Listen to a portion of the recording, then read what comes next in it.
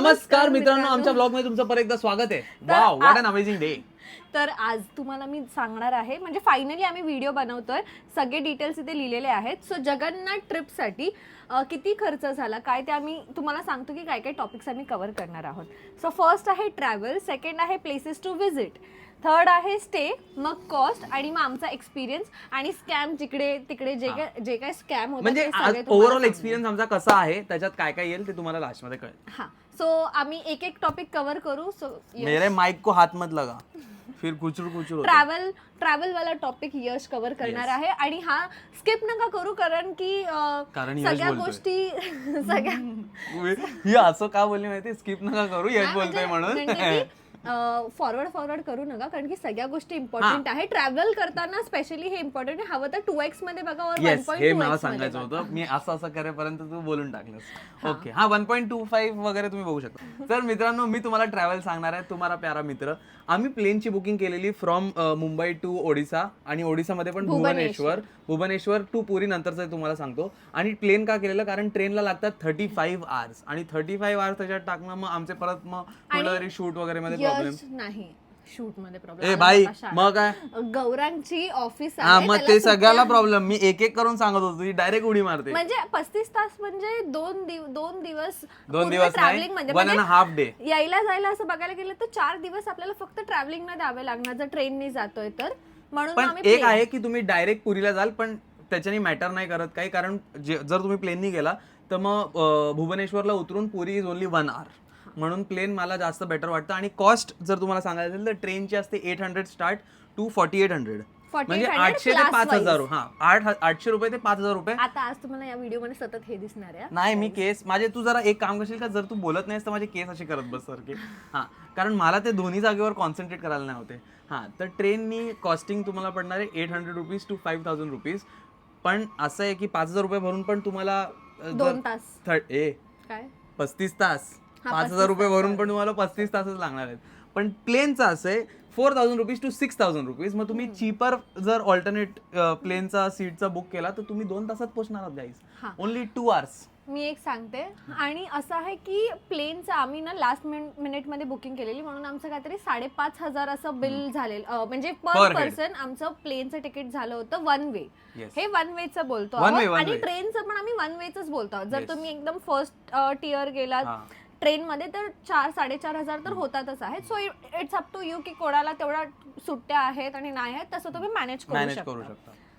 तर त्याच्या आता, आणि आम्ही प्लेननी केलं कारण तो 2 hourचा आम्हाला फायदा होत होता. आणि गौरांना पण मम्मी पप्पा सोबत जात होते, ट्रेन मध्ये तेवढं बसून राहणं वगैरे 10-12 hours is okay. 35 hours too much होतात ट्रेननी जायला, म्हणून आम्ही विचार केला प्लेननी जाऊया. नेक्स्ट आहे car rent. So car rent मध्ये कसं आहे ना की आम्ही काय केलं होतं की आम्ही नेहमी ना कार बुक करतो फिरायला वगैरे आतल्या आतमध्ये.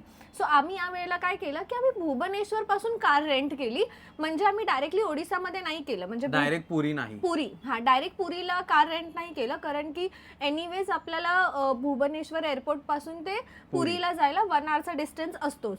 सो तो कव्हर करायला आम्ही भुवनेश्वरला कार रेंट केली आणि त्यांना सांगितलं की आप कार ड्रॉप करो हमें एअरपोर्ट पे. So airport to airport. So आमची ती कार होती रेंटलवाली, ती एअरपोर्टला आम्ही घेतली आणि एअरपोर्टवरतीच सोडली. सो बुकिंग अमाऊंट वगैरे तू कव्हर कर. बुकिंग अमाऊंट फर्स्ट तर 500 रुपये तुम्हाला बुकिंगचे द्यायला लागतात. कॉल करायला लागतो तुम्हाला. त्यांना तुम्ही कुठेही गुगलवर सर्च केलं की कार रेंट ऑन ओडिसा तर तुम्हाला सांगतील, आणि ते स्वतःहून तुम्हाला एअरपोर्ट पिकअप ड्रॉप बोलणार नाही. तुम्ही त्यांना सांगा की मला एअरपोर्टला पिकअप पाहिजे, मला एअरपोर्टलाच मी गाडी ड्रॉप करीन. जो रेंटल होता त्याचं नाव आहे ड्रिवो इंडिया. हा, त्याच्यानंतर अजून एक सांगतो असंच मध्ये, जर तुम्ही कार रेंटवर घेतली तर पेट्रोल तुम्ही कट टू कटच भरा, कारण ते लोक पेट्रोलचे पैसे तुम्हाला परत देत नाही. हे चुकीचं आहे, मला नाही आवडलं त्यांनी जे केलं की तुम्ही पेट्रोल भरा, अभी उसका पैसा हम नहीं देंगे आपको. पेट्रोल गाडीत आहे, तुम्ही ते वापरू शकता, मग तुम्ही त्याचे पैसे दिले पाहिजे. रेंटल गोवावाल्यांनी दिलेले आम्हाला. हो, मग हे मला एवढं थोडं आवडलं नाही. पण गाडीचे पण खूप गाड्या आहेत त्यांच्याकडे, म्हणजे छोट्या गाड्या आहेत, मोठ्या गाड्या आहेत. तर आम्ही घेतलेली ते गाडीचं रेंट होतं 1000 रुपीज, आणि आम्हाला नेक्सॉन मिळालेली. 5 जणांसाठी इनफ होती. आमचं अख्खा सामान एअरपोर्टपासून पुरीला जाईपर्यंत त्या गाडीत राहिलं, व्यवस्थित झालं. आणि त्यांचा ह्याच्या व्यतिरिक्त डिपॉझिट पण घेतात, कारण गाडी आपल्याकडे असते तर ते डिपॉझिट घेणार तुमच्याकडे. पण 2000 रुपये होतं. 2000 रुपये डिपॉझिट, 1000 रुपीज पर डे. आणि 500 रुपयाचं बुकिंगची अमाऊंट. तर एवढ्या ह्याच्यात आम्हाला गाडी आणि उरलेले ते डिपॉझिटचे पैसे त्यांनी डिपॉझिटचे परत लगेचच देतात. देऊन टाकले. डिपॉझिटचे परत देतात. आणि हा या सगळ्यामध्ये एक सांगते मी की मी तुम्हाला सांगते की कार रेंट करा तुम्ही जर तिकडे जातायत, कारण की एकतर तुम्हाला म्हणजे कोणाला गाडी चालवता येत असेल तर, कारण पहिले तर तुमचं ट्रॅव्हल इझी होऊन जातं. आतमध्ये तुम्हाला अचानक सुचलं की अरे हॉटेल एक्सप्लोर करूया तर निघालो, बिकॉज तिकडे ना ऑटो सर्व्हिस खूप छान आहे, खूप अमेझिंग, कोणी येडत नाही काढत. हा कोणी नाही, बट ना कसं आहे माहितीये का, सतत ते ऑटो बोलवा तेवढेच पैसे होणार आहेत तुमचे, कारण की तिकडे फिक्स प्राइस पर पर्सन 50 रुपीज. जर लॉंगचा डिस्टन्स असेल तर 100-200 पण जाऊ शकतो. सो बेटर आहे की तुम्ही कार रेंट करा आणि एअरपोर्ट टू एअरपोर्ट करा किंवा ट्रेन स्टेशन टू स्टेशन करा. हो, ट्रेन स्टेशन टू स्टेशन पण करू शकता. पण पुरीचं कसं आहे, आम्ही जिथे स्टे घेतलेला त्याच्यापासून स्टेशन खूप जवळ होतं, तर मग त्यासाठी तुम्ही डायरेक्ट ऑटोनी करू शकता. आणि मंदिर पण आमच्या स्टे पासून जवळ होतं म्हणून ऑटो जर ट्रेननी चाललाय तर. पण जर तुम्हाला आजूबाजूला खूप जागांवर फिरायचं तर मग कार खूप चांगला ऑप्शन आहे. 1000 रुपये रेंट चांगलं होतं, गाडी खूप छान होती. पेट्रोल तुम्हाला भरायला लागतं आणि हा टोल ते लोक फास्टॅग देतात, त्याच्यात तुम्हाला पैसे रिचार्ज करायला लागतात स्वतः आणि ते स्कॅन बिन करून. तेवढं एक आहे कारचं. ओके, सो हे सगळं झालं ट्रॅव्हलचं. त्याच्यानंतर आहे प्लेसेस टू व्हिजिट. सो आम्ही गेलो होतो 3 days 4 nights साठी. आणि मला असं वाटतं की भुवनेश्वर खूप छोटा म्हणजे असं आहे की फटाफट गोष्टी फिरून होतात. असं नाही की एक डेस्टिनेशन एकदम लांब आणि एक असं काय नाही. सो फर्स्ट आम्ही डे 1 ला काय केलं, आम्ही आमचं प्लेन म्हणजे आम्ही सकाळचं अर्ली मॉर्निंगचं केलं होतं. सो आम्ही भुवनेश्वरला पोहोचलो सकाळी 8:30 वाजता. सो त्याच्यानंतर आम्ही एअरबीएनबी बुक केला होता. एअरबीएनबी वरती गेलो, तिकडे झोपलो, फ्रेशन अप झालो, लंच केला आणि लंच करून मग आम्ही बाहेर निघालो. सो आम्हाला एअरबीएनबी वाल्यांनी सांगितलेलं की टेम्पलला जर जायचं असेल तर प्रिफर करा की तुम्ही रात्री जाताय. सो ते सगळे एक्सपिरियन्स नंतर सांगतो, पण आम्ही सांगतो की सो डे 1 ला आम्ही पहिले बीचेस कव्हर केले, गोल्डन बीच आणि blue beach. So golden beach avoid करा, तिकडे खूपच कमर्शियलाइज्ड आहे, म्हणजे खायचं वगैरे तर तिथे भरपूर गर्दी असते, रश खूप असतो गोल्डन बीच. हा तिकडेच ब्लू बीच एकदम साफ, म्हणजे साफ तो दोन्ही बीच आहेत, साफ म्हणजे लोकांपासून साफ, एकदम असं सायलेंट आणि मस्त मजा करू शकतात असं ब्लू बीच आहे. सो आम्ही ब्लू बीच वरती गेलो, मग गोल्डन बीच वरती गेलो. तिकडे काय तुम्हाला कॅफे हॉपिंग करायचंय ते करा. आणि मग 9-9:30 वाजता आम्ही जगन्नाथच्या टेम्पलमध्ये गेलो. सो रात्री आम्ही तिकडे, तुम्ही 9-9:30 ला गेलात ना, तुम्ही 10:30 वगैरे पर्यंत बाहेर येऊ शकतात, और जास्तीत जास्त 11 वाजतील तुम्हाला. सो आमचा डे 1 तसाच गेला.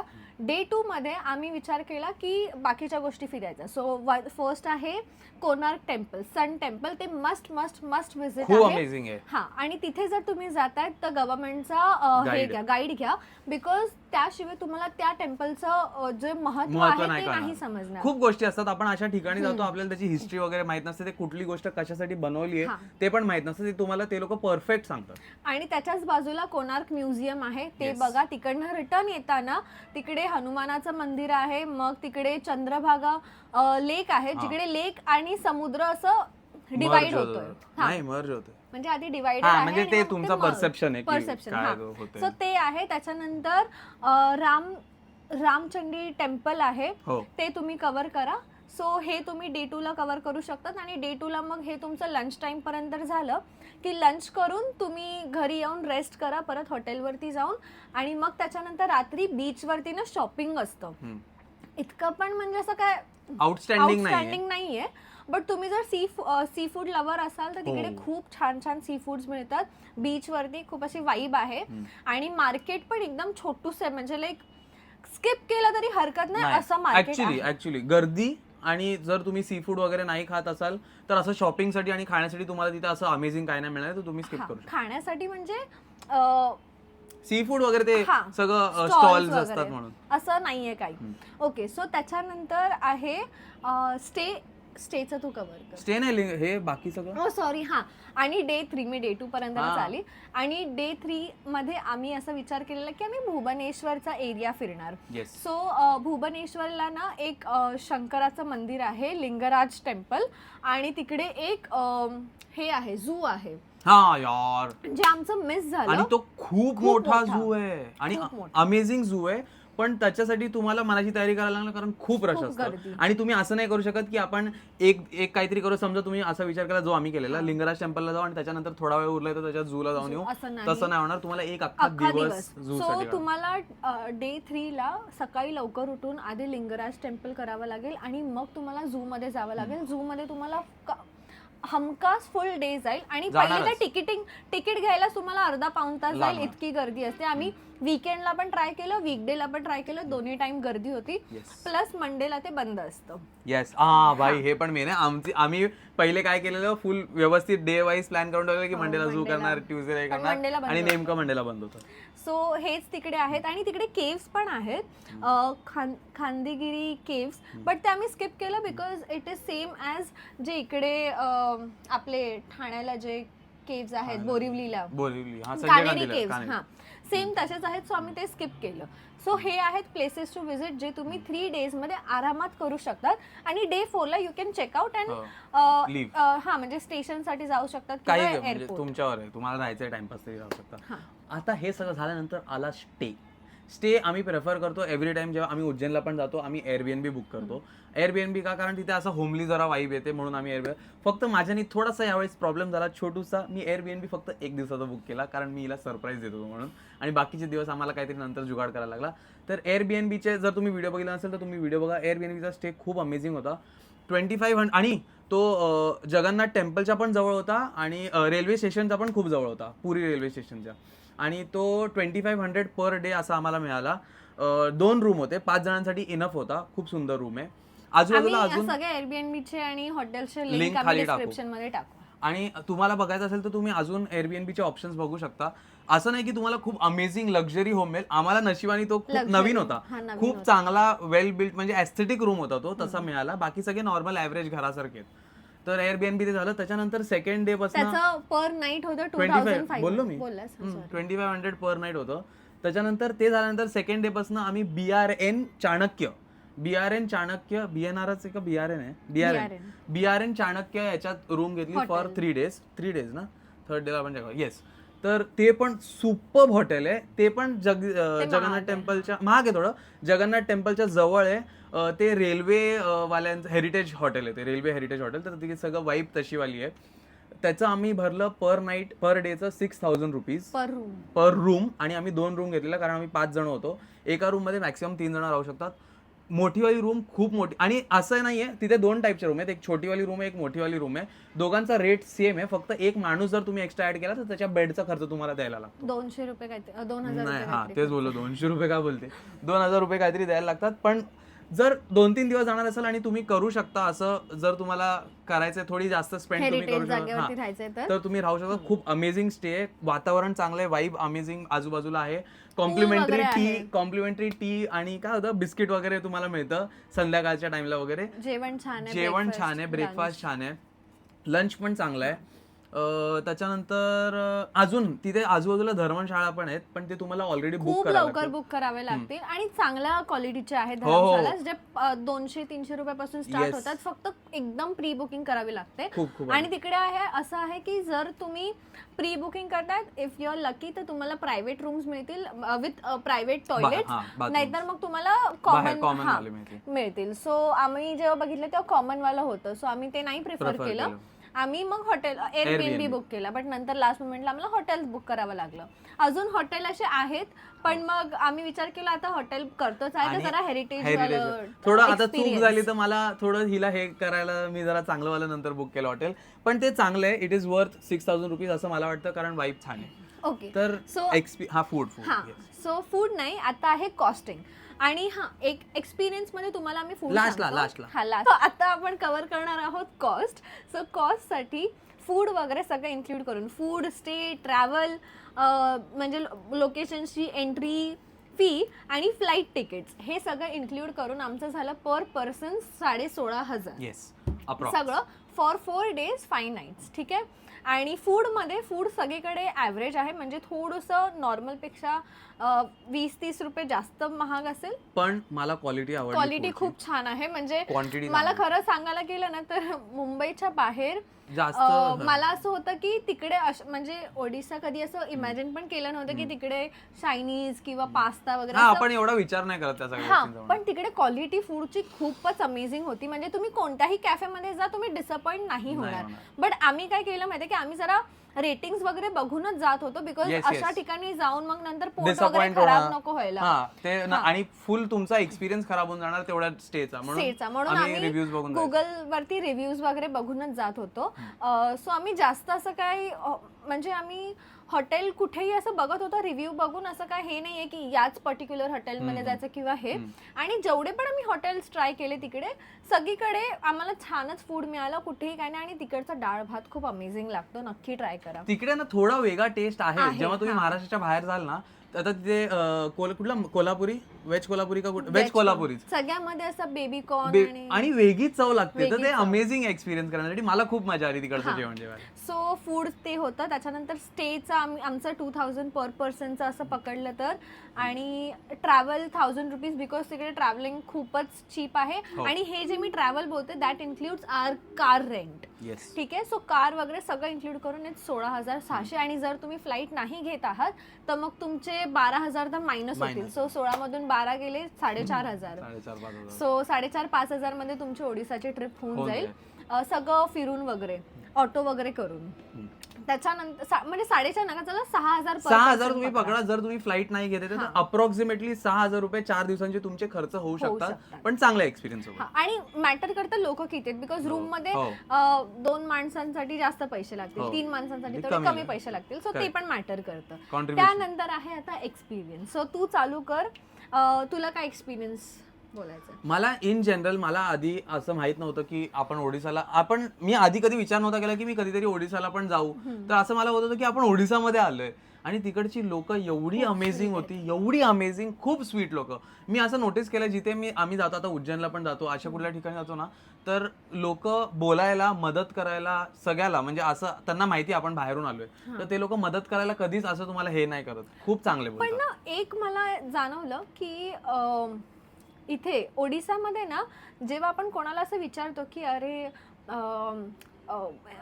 पार्क कुठे करू, सो युजली लोक कसं करतात, हाँ यहाँ पे कर दो असं. पण इथे ना लोक मनापासून की हाँ अगर आप इधर करोगे ना तो ये टाइम पे ये होगा, एक काम करो आप उधर जाओ उधर करो. म्हणजे ते लोक ना कॉन्व्हर्सेशन वाढवत होते आणि ते लोक इन डिटेल मध्ये तुम्हाला सांगत होते. तुम्ही कन्फ्युज नाही होणार त्याची काळजी घेत होते. आणि असं नाही की एकच, आम्ही ज्यांना विचारत होतो ते सगळेच तसे होते. आणि कोणीही ठगायला बसलेलं नाही तिथे, हे मेन गोष्ट. आणि ठगायला म्हणजे in the sense travel, specially ऑटोवाले किंवा दुकानदार, असं काही नाही. तुम्ही रिलाय करू शकता. आम्ही ऑटोवाल्याला म्हणजे आम्ही दुसऱ्या ऑटोमध्ये आहोत, म्हणजे आम्ही ऑटोवाल्याला विचारलं की अरे ये कहाँ पर आहे, आम्ही त्याच्या ऑटोमध्ये नाही बसत होतो, स्टील त्यांनी आम्हाला हेल्प केली. युजली कधी कधी असं होतात की आगे जाऊ ना, असं कधी कधी असे बोलतात. बट तिथे असं काही नाही, सगळे मदतीला एकदम पुढे येतात. सो तो आमचा एक एक्सपिरियन्स छान होता. आणि मेन म्हणजे तिकडे क्लीन आहे, म्हणजे ओडिसा सारखं क्लीन सिटी नाही बघितलं मी. इंदोर मध्ये गेली, इंदोर पेक्षा क्लीन आहे मला दिसायला. ते दिसायला, आता इंदोर कसं सिटी होतं आणि इथे आम्ही जगन्नाथला आलो ते म्हणजे कसं आपण कुठे गेलेलो, मथुरा आणि वृंदावन त्याच्यासारखा एरिया आहे तो, म्हणजे तो सगळा गल्ल्या वगैरे तसा. आणि हा एवढा क्लीन ठेवलेला लोकांनी, उगाचच कुठेतरी थुकून ठेवलेलं नाहीये असं काहीच नव्हतं. व्यवस्थित साफसफाई त्यांची मेंटेन्ड असते. म्हणजे ऍटलीस्ट जेवढा टुरिस्टी प्लेस आहे ना, ऍटलीस्ट ते तरी आम्ही जेवढा बघितलं तेवढा आमच्या ब्लॉग्स मध्ये तुम्ही बघू शकता. आजूबाजूचा एरिया आणि रोड्स, अमेझिंग रोड्स. तुम्हाला कार एक्सपिरियन्स खूप चांगला जाईल तिकडे. ड्राईव्ह जर तुम्हाला ड्रायव्हिंग आवडते आणि तुम्ही 1000 रुपीज पर डे 5 जणांसाठी, असं नाही की एकटा माणूस फिरतोय म्हणून, 5 जण तुम्हाला फिरायचं छोटी कार आहे, तुम्हाला 5 जण फिरायचं, तुम्ही कार घेऊ शकता. खूप रोड्स अमेझिंग आहेत. ट्रॅफिक मध्ये असं नाही, आता एक खड्डा नाही, असं आहे की कधी कधी लोक मध्येच घुसणार, पण ते तर तुमचं इथे पण होतच. तर जर तुम्हाला गाडी चालवता येते तर तुम्ही करू शकता. सो तो एक एक्सपिरियन्स, म्हणजे लोक खूप वेलकमिंग आहे, लोकांचा एक्सपिरियन्स खूप चांगला आहे. नेक्स्ट आहे रश टायमिंग्स. सो तुम्ही जगन्नाथला कधीही जा, तुम्हाला रश मिळणार आहे. आमचं काय चूक झालं, आम्ही रात्री जेव्हा गेलो ना तेव्हा वीकेंड होता. वीकेंडला जाणं प्रिफर करू नका, वीकडेला जा. बट वीकडेला जर तुम्ही जाताय तर आय विल से की रात्री जा. बट कसं आहे माहिती आहे का, आम्ही जेव्हा रात्री गेलो होतो ना तर आम्हाला पुढे नाही पाठवलं. बट नेक्स्ट डे आम्ही जेव्हा सकाळी पहाटे गेलो तेव्हा आम्ही आतपर्यंत जाऊन आलो. म्हणजे आणि कसं आहे माहिती आहे का, जे जगन्नाथची मूर्ती आहे ना तिघांची, ती खाली आहे आणि तुम्ही इकडे आहात. सो लांबून ना तुम्ही उचलल्याशिवाय तुम्हाला दिसणार नाही. उचलायला लागलं जेव्हा आम्ही रात्री मी उंच आहे, म्हणजे मी बुटकी नाहीये एवढी, तरीही मला दिसत नव्हतं. मला उचलावं लागलं तेव्हा जाऊन मला दिसलं. आणि जेव्हा आम्ही सकाळी नेक्स्ट डे गेलो ना तेव्हा मला पुढे सोडलं. सो आम्ही बघू शकलो, असं अशा नजरेने बघू शकलो. खूप अमेझिंग वाटलं मला तेव्हा. आतमधून म्हणजे जेव्हा तुम्ही बाहेर आहात तुम्हाला असं वाटतं की ओ छान लाईन आहे, आतमध्ये सगळ्यांना असं सोडतात की आणि हे लोकांचा प्रॉब्लेम आहे. हा म्हणजे तिकडे ना कसं माहितीये का, लोक मॅनेज करतायत पण ना एवढ्या गर्दीला नाही करू शकत. एवढ्या गर्दीला नाही मॅनेज करू शकत. मॅनेज करायला ते प्रयत्न करतायत पण लोकांचं असं नाही की नाही मला बघायचंय आणि ते पळतात, लिटरली पळतात. मी सांगत होते की भागोमत हमें जाना, आम्हाला ओरडायला लागलं मध्ये मध्ये, कारण मम्मी होती समोर, पुढे गौरांग होता, शिवानी पण होती आणि आम्ही असे दोघं जात होतो आणि मी मागे होतो. म्हणजे तिकडे मेन म्हणजे मुलींसाठी तरी वाईट एक्सपिरियन्स असं नाही वाईट नाही, गर्दीचं सांगतो. गर्दीचं, कारण की लोक लिटरली म्हणजे असं ना की चुकून जरी तुम्ही पडलात तिकडे तुमचं संपलं, लाईक सगळे तुम्हाला तुडवून जातील, कोणी बघत नाही, सगळ्यांना फक्त ते जगन्नाथना बघायचंय बस. बाकी ते तुम्हाला ह्युमॅनिटी तिकडे बघणारच नाही. आणि कसं आहे माहितीये का, एक धावायला लागला की 10 लोक अजून धावायला लागतात. सो कंट्रोल करणं खूप डिफिकल्ट. माझा हात अडकलेला, अक्षरशः माझा हात अडकलेला आणि लोक मला ढकलत होती आणि मी किंचाळतोय तरी कोणाला फरक पडत नाही. सो आणि जर तुम्ही गेलात ना कुठला तरी कॉर्नर बघा आणि कॉर्नरला चिटकून चाला. फक्त असे नका चालू वॉल फेसिंग, नाहीतर तुम्ही मग चुनवा दिए जाओगे.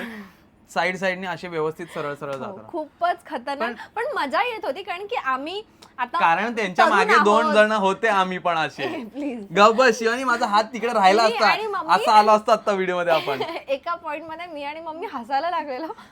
लोक आणि सिच्युएशन अशी होती की माणसाला हसायलाच येतं की भाई काय चाललंय. म्हणजे ऍक्च्युअली हसायला येत होतं. एक मला फक्त आणि आमच्यासोबत 4 लोक अजून हसत होते कारण की एक पॉइंटला इरिटेट होतं, पण नंतर ना आम्ही धक्का द्यायला लागलो. काय करणार. पण एक मला कळत नाही लोकांचं, मला हे नाही आवडत.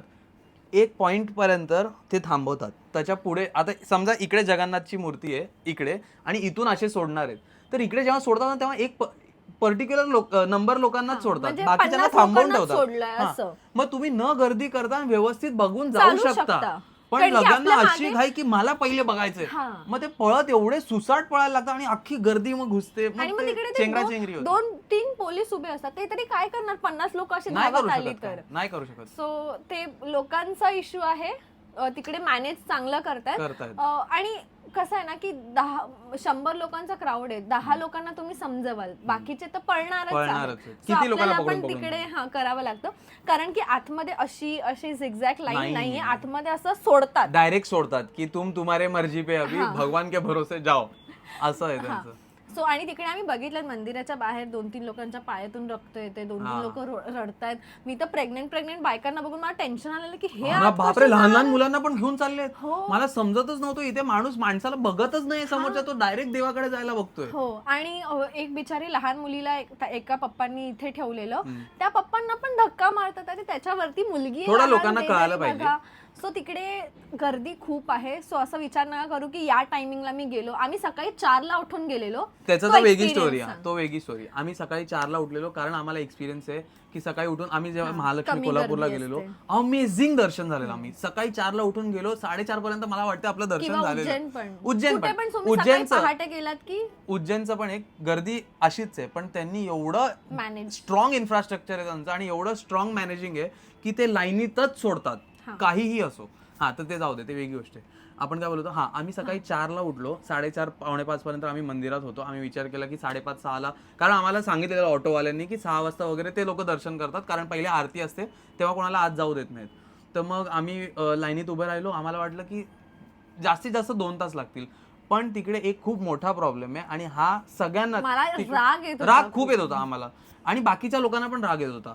पण कारण आम्ही दुसरीकडे होतो, आम्ही असं कोणासोबत असं डायरेक्ट भांडू शकत नव्हतो की बाबा तुम्ही हे का करताय. तर तिथे पंडितजी एक स्वतःची लाईन चालवतात, जे गुरुजी पैसे घेऊन, आणि ते ट्रस्टची VIP लाईन नाहीये. सो युजली कसं असतं ना की जेव्हा तुम्ही आता फॉर एक्झाम्पल आता महाकालला जातोय, तर महाकालमध्ये ना तो मंदिरचा ट्रस्ट आहे जिकडनं ते लोक VIP तिकीट सेल करतात आणि ते पैसे त्या ट्रस्टला जाणार आहेत. बट इथे ना VIP असं काही नव्हतं. पंडितजी वॉज VIP की मला पैसे द्या, मी तुम्हाला आज सोडतो. आणि ते पैसे मंदिराला जात नाहीत, मंदिराच्या कामासाठी जात नाहीत, ते पैसे फक्त त्या पंडितच्या खिशात जात आहेत. आणि असं पण नाही पंडितच्या खिशात जाऊ दे, त्यांचं ते काम आहे, त्यांना त्यांच्यातून पैसे कमवायचे, कमवा, वेल अँड गुड. पण ते रूढ, त्याच्यानंतर मी तिथे विचारायला गेलो, मला उत्तरच नाही दिलं त्यांनी. मला वाटलं की ती VIP लाईन, आपण विचारू कुठे तिकीट वगैरे घ्यायचंय का, आपण तिथून जाऊ शकतो का. त्यांनी मला भावच नाही दिला, मला दुसरीकडनं पाठवलं, उधर से जाओ ऐसा जाओ, एवढं केलं. आणि त्यांची लाईन बाप रे, आम्ही सकाळी 4ला आम्ही सकाळी 4ला गेलेलो, आम्हाला फक्त 1.5 hour त्या लाईन मध्ये उभं केलं जस्ट बिकॉज पंडित 1.5 नाही, जास्त वेळ. 2 तास जवळजवळ आम्हाला त्या लाईन मध्ये. आणि आमच्यासोबत एवढे लोक होते जे रात्रीपासून आले होते, कारण की मंदिराचे दरवाजे उघडतात तेव्हा सर ते रात्रीपासून आलेले, त्यांना उभं केलं. आधी पंडित लोकांची लाईन जाणार आणि ते लोक आणतच चालले. आणि त्यांचं कसं ना, ते लोक त्यांची वेगळी लाईन मोठी वाढली, म्हणजे 15 जण, 12 जण, 10 जण आणतात. टूर जे असं बोलतात ना, गाडी भरून येतात. इधर लाइन टूर, एक्चुअली टूर सारखं की मेरे साथ 10 जन है, ये 10 जन जाएंगे अभी. मग त्यांची एक वेगळी लाईन, आणि त्यांची कशी आहे, स्ट्रेट लाईन, डायरेक्ट एंट्री. आणि ते इतके रूढ आहेत तिकडचे पंडितजी. तुम्ही त्यांना विचारलं ना की अरे अभि हमें, म्हणजे तुम्ही तुमचे 10 लोक सोडतायत, नंतर आमचे 10 लोक सोडा, मग परत तुमचे 10 लोक सोडा. जय जगन्नाथ, जय जगन्नाथ, जय जगन्नाथ, जगन्नाथ. आणि काय, आणि तिकडे कसे करतात माहितीये का, आम्ही त्यांना बोलत होतो की अरे तुम लोग तुम्हारे छोड़ रहे, हमारे भी छोड़ो, हम भी रुके, भगवान की मर्जी. इतके वात्रट आहेत ना तिकडे, इतके वात्रट आहे. आणि सगळ्यांच्या तोंडात मावा. तुम्ही इकडनं मंदिरात जर गळतो, तोंडात इकडनं गळतो. एवढे घाणेरडं, मला बघून एवढं वाईट वाटलं की तुम्ही गुरुजी आहात, तुम्ही पंडित आहात. पंडित आहात, काय आहात, तुम्ही मंदिराच्या आत मावा खाताय यार, तुम्हाला लाज वाटली पाहिजे. आणि काही लोक अशा पंडितांना साष्टांग नमस्कार घालतात. तुम्ही जगन्नाथच्या पाया पडा, तुम्ही ह्यांच्या कसल्या पाया पडतायत. जे लोक असे पैसे खाऊन असे बोलतात. मंदिराच्या आत बाहेर काय करायचं, इट इज युअर लाईफ, तुम्हाला काय करायचं करा, पण मंदिराच्या आत तुम्ही करताय. तेवढी डिग्निटी थोडी सांभाळा की तुम्ही मंदिरात आहात. आणि सगळे करतात. आम्हाला पूर्ण इकडे ना त्या पंडित लोकांचा एक्सपिरियन्स खराब आला, अजिबात नाही आवडलं. माणसं खूप चांगली आहेत, पण ही माणसं जी आहेत, जी पंडित बनून आतमध्ये फिरतात, ती मला अजिबात नाही आवडली. आणि तिकडे ही लाईन, मी तर बाबा आयुष्यभर त्या, आणि पुढे जे गार्ड असतात जे आपली लाईन सोडतात, नॉर्मल माणसाची लाईन सोडतात, टेम्पलवाले लोक, ट्रस्टचे लोक जे सोडतात, त्यांना आम्ही विचारलं की इनको क्यों भेज रहे हो आप, इनको भेज रहे हो, हमारा लाईन क्यों नहीं छोड़ रहे. नाही, उनका मालूम, वो गुरुजी का लाईन आहे. त्यांना पण उत्तर देत, त्यांना पण पैसे वगैरे देत असतील, माहित नाही कशाने, पण त्यांना पण पैसे देत असतील. पण तिकडे आणि ते पोलीस होते, पण गुरुजींच्या वरती काही करू शकत नव्हते. हा एक टॉपिक सोडला तर ओडिसा खूप अमेझिंग आहे. सो आम्ही तुम्हाला सांगू. आणि ना त्यांचं कसं माहितीये का, आम्ही विचार केला, आम्ही जाऊ शकत होतो त्या पंडितला बोलायला की आम्ही तुम्हाला पैसे देतो, आम्हाला पण आत सोडा, पण आम्हाला मुद्दाम बघायचं होतं की काय चाललंय इकडे, कसं चाललंय, म्हणून आम्ही तिकडे राहिलो, 2 तास उभे राहिलो. आम्ही नाही गेलो, आम्हाला बघायचं होतं. खूप लोक भांडायला पण लागले, भांडायला लागले लिटरली. तुम्हाला लोकांचे ना म्हातारे लोक आलेले खूप लांबून, म्हणजे खूप, आणि त्यांची ट्रेन होती, तर बिचाऱ्यांना विदाऊट दर्शन घेता जावं लागलं. आम्हाला इतकं वाईट वाटलं की एक निघाले आमच्या मागून, आमच्या समोर बाजूच्या लाईनीत होते, अशी त्यांची ट्रेन होती, ते निघाले आणि यांनी आमची लाईन सोडली. 2 तास बिचारा तो माणूस त्यांच्या फॅमिली सोबत, एकदम म्हातारा फार्मर असा होता, घेऊन आला. आणि तो काही बोलत नव्हता, एकदम शांत होता, लाईन सोडत नाही. त्यांचा ट्रेनचा टायमिंग झाला, ते निघाले. साधी लोक असतात अशी आपल्यासारखी, आपण इतकं वाईट वाटत होतं, पण मग काय करणार. पण त्या गुरुजींना अक्कल असल्या पाहिजेत. गुरुजींवरती ना लिटरली लोक तिकडे शिव्या द्यायला लागलेले. असा पॉइंट आलेला की शिव्या खात होते ते पंडितजी तिकडे, पण लाज नव्हती वाटत, हसून बोलत होते जय जगन्नाथ. खूप माज होता. सो असं खूप माज होता त्यांना. आणि नाही बघून, म्हणजे असं एखाद्या माणसाला बघून राग येईल, असं आतून रक्त हे होईल की भाई तुला काहीतरी वाटलं पाहिजे. खराब आमचा एक्सपिरियन्स होता विथ पंडितजी. आणि आतमध्ये तर मी बोलते 1 पॉइंटच्या नंतर मजा केली आम्ही, धक्काबुक्कीमध्ये आम्ही पण इन्व्हॉल्व्ह झालेलो, नाहीतर मग तुम्ही चिंगरून जाल. आणि तुम्ही रात्री जात असाल तर तुम्हाला अजून एक गोष्ट, तिकडे ना कधी कधी मी गुरुजींचं बघितलं, एकतर व्हिजिबिलिटी कमी आहे. जर तुम्ही अशा टाइम वरती जाताय की आतमध्ये सोडून देत नाहीये, तर तिकडे ना, आणि हट्टेकट्टे असे गुरुजी उभे असतात की पैसे घ्यायला. सो आपण ज्या मंदिराच्या आत, मी असं केलं की साईडला हो, कारण की मला दिसू देत ना, मूर्त्या दिसू दे, दर्शनाला आलंय तर पैसे, म्हणजे तुम्ही जगन्नाथ, म्हणजे इकडे समजा जगन्नाथची मूर्ती आहे मागे, त्यांनी हाईड करून उभं राहिलंय, तो साईडला व्हायला पण पैसे मागत होता. म्हणजे इतकं की आम्ही आतमध्ये मंदिरात आलो, तुम्ही देवाकडे बघायला आमच्याकडे पैसे मागतायत, इतकं एक्स्ट्रीम. ते हातातले फुलं बिलं देताना पण पैसे, पैसे आधी.